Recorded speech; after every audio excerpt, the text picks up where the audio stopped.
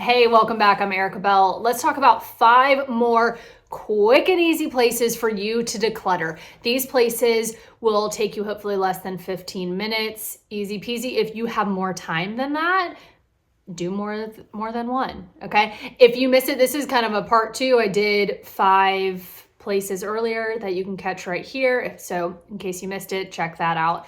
Let's get into it. A few reminders in case you didn't see that video. When you go through these places and you're decluttering them, I want you to ask yourself these questions. Are these items, like for everything that you take out of that drawer or that cabinet, that space, is it gonna stay here? Is it gonna go in the trash? Am I gonna donate it? Or does it need to live somewhere else in my home? That's all you're gonna ask. This is not about serious hyper organization, right? We are just trying to clear out the stuff that we don't need from that space, put it where it needs to go in the house, and that's kind of it, right? We will get into some deeper organizing at a different time, right? And again, focus on progress over perfection. I said this in the last video, but I want to remind you, progress over perfection. You may not think like that these spaces look perfect. They may not be, because again, we're not doing intense organizing. We're just knowing what we have, getting rid of what we don't want, and putting them back in like a cohesive, understandable manner, right? All right. Number 1 is your entryway, drop zone, mudroom, that space, whatever you call it in your house, that's the space we're gonna start with.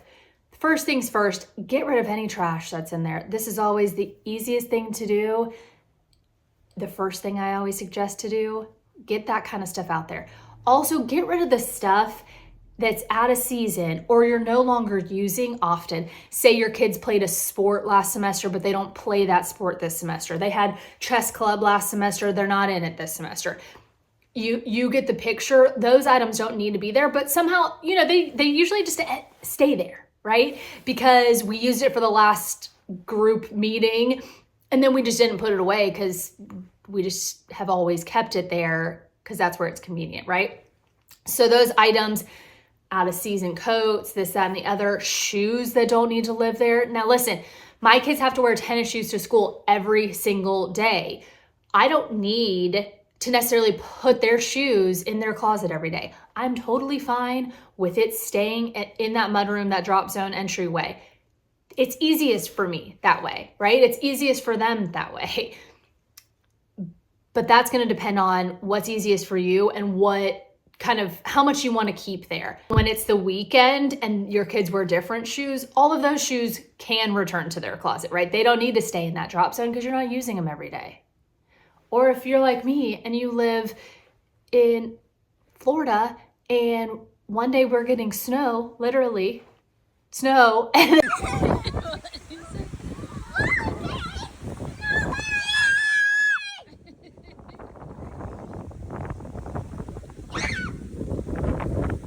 and the next day my kids are running around in Crocs, I don't need the winter boots and the Crocs and all of those up there, right? Just the tennis shoes, we'll allow those. And then once you decide what to put back there, think about only placing the daily essentials. Like I was just kind of saying about the shoes, only the things that you're gonna use on a daily basis. Same like when we're talking about with your purse. Only put the things that you need all the time. Those random one-off things, I can think about in my own house. I have like a lanyard up there just in case we need a lanyard to put our keys on. I can remove that, right?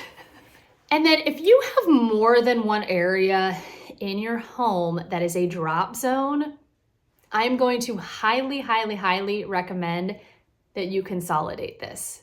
I would say only have one space like this. Now, you may decide that you want to drop your bag or your purse in your room or your closet. That's okay. That's not so much what I mean. But when we have like lots of different drop areas or places around our house, they turn into piles of clutter, and then everything is kind of like a drop area. Nothing is truly designated and kind of special, and then things get out of hand. So just think about that and think about if you can consolidate that. The other thing I suggest for this area is to have a go bin for things that need to leave your house. It doesn't have to be a bin. It can be a bag. It can just be a designated area within this space. These are the places that, this is where you put things like returns to a store, things that you need to drop back off because you borrowed from your neighbor, Sally Joe, those types of things. There's designated space. They need to leave the house. This then frees up like space on your counter or just like space up in your brain of confusion of like, where should I put these things, right? All right, number 2, this is going to be your pantry, or if you have a large pantry, let's just do a shelf, okay? So you will look at your own pantry size, look at how much time you have, and then you can decide how much you want to bite off. But the biggest thing is I do not want anyone to bite off more than they can chew and get overwhelmed and then just say screw it and not finish it. So if you have a smaller pantry, you can aim to try to do the whole thing. If not, let's just start with a shelf, just a shelf. Just like with our fridge, we're going to get rid of the stuff that's expired. Easy win. Get rid of the stuff that your family does not eat anymore. Easy win. Go ahead and wipe down the space. If you've taken everything out, wipe it down. And then when we put stuff back, just group it by category. Condiments are going together. Cereals or breakfast items are going together. Canned beans are going together. You get it. If you have specific questions about any of these, just let me know. And again, if you get done with one shelf and you still have time, or hopefully, a lot of times once we get going on some of these, you get motivation to do more, right? So even if you have hit your time limit, you're like, that 15 minutes, you're like, I have a little bit more time to spare. So you continue onward because you've got that motivation. I hope that's the case for you. Number 3, your car. Our cars often go so neglected, right? So if you have a car, let's work on that, right? Depending on the size of your car, how much clutter you have in it. Again, you're either going to start with a specific space. Maybe you start with your center console. You start with your glove compartment. You start with your trunk. Move on from there, or you can possibly get your whole car done. Another more easy wins, get that trash out. I know you've got trash in there. We all do. Pro tip, have a trash container in your car. It will save you. If you've got multiple rows, if you've got 6 kids, trash little area on each row. I have usually it's a little cup. I keep it in the side of my door, put any trash in there. Empty it when it's full. Easy peasy. Okay, get that trash out of there. I guess this is going to be a continuing theme because what I'm about to say is only keep in there what's necessary, right? Not those what if items, unless you're like going on a road trip or what, you know what I mean? Keep the items that are practical, that you truly think you'll need, and don't have anything else in there. Also, if you have kids in your car and they do activities in the car, they need things, contain those items. So after you've done all the purging of stuff, put the like items together. I have just a little bin in my car, and it has, a couple books, a couple notepads from them drawn, just car-friendly kid items, but it's contained. So it's not all over your car. It's contained. Number 4, this is going to be your linen closet. And I'm going to say the same thing as I said with the pantry. You're either going to do the entire linen closet if you have the time and if it's not a huge project, or just do a shelf, okay? Take everything out. Wipe down that counter. Wipe down the shelf. Refold things. Again, you're still at everything with this. You're asking yourself those questions. Is it going to stay in this space? Is it going to go in the trash? Is it going to be donated, or does it need to go elsewhere in your house? Same thing with these items, but even just the fact, like the mere act, not fact, but the act of refolding your items in a linen closet, it makes a huge difference. But also a lot of times we'll get new towels or linens, anything like that, and we don't use kind of a one in, one out system. So getting rid of those dingy ones, donate them to a local, animal shelter. They're always taking those kinds of things. They'll go to a good cause. You don't feel like you have to hold on to them.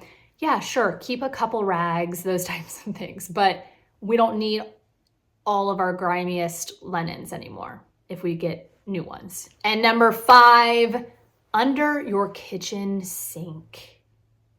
This is an area that gets so sad and lonely sometimes, yet an area that I use almost every single day, whether I'm grabbing a trash bag or I'm getting the soap out to do the dishes. It's just one of those spaces that it gets sad and neglected. So let's get it decluttered. The same thing. I want you to pull all the stuff out.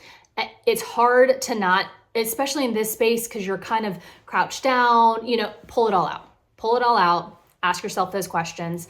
What needs to stay, what needs to go, all of those things. And then group them by like items, okay? You got all your paper towels in a row. You got all your cleaning supplies right there. If it feels too full, can you put some other things in a different place? You just ask yourself those questions. But again, at least you're getting out the things that you don't need in there. You're consolidating things and you're really kind of figuring out what is left in that space. Again, I suggest if you have 1,000 plastic bags, donate them to a daycare. They're always needing those for dirty clothes. Don't have it overflowing. Let's get it clean so you can see everything. Get it decluttered so you know what's in there, right? If you want to then think about, okay, this system hasn't worked for me, then you can start thinking about how you're going to organize it. Is it a double layer, a 2-tiered stand? Is it a 2-tiered drawer? Whatever it may be. But again, you've got to do the step of decluttering first. Again, as always, please let me know if you have any specific questions about these spaces or other spaces in your home. If you like these style videos, please share with a friend. Make sure you subscribe. And I appreciate you guys so much for being here, and I will talk to you soon.